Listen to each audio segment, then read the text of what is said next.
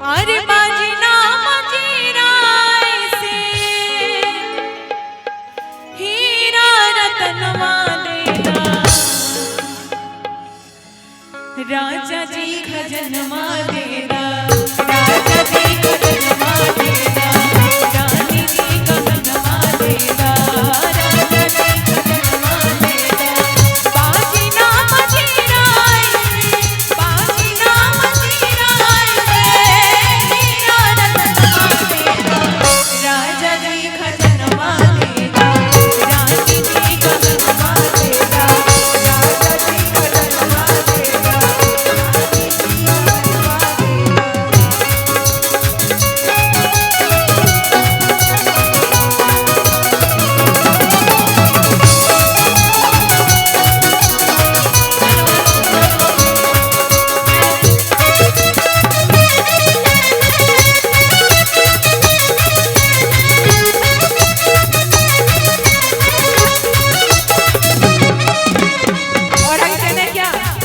हल्का हसुली काढ़ा छाड़ा बाजू बंद झुमका डाला हल्का हसुली काढ़ा छाड़ा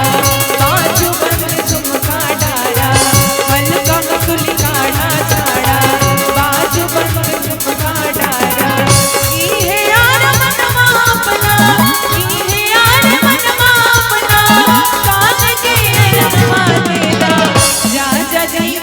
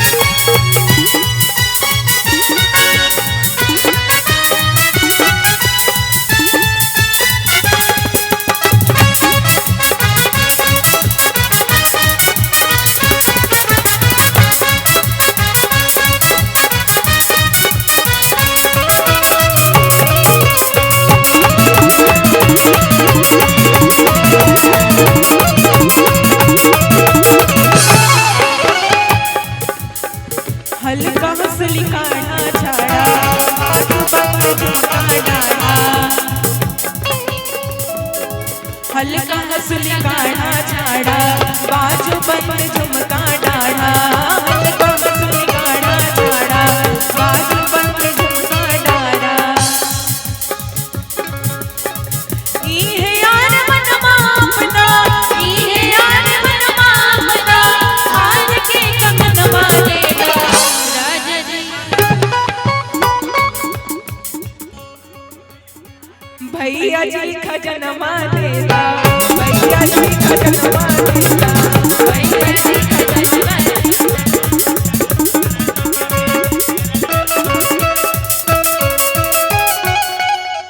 और हमारे राहुल अंकल जी की तरफ से ऑनलाइन पुरस्कार आया है कि अभी जो कि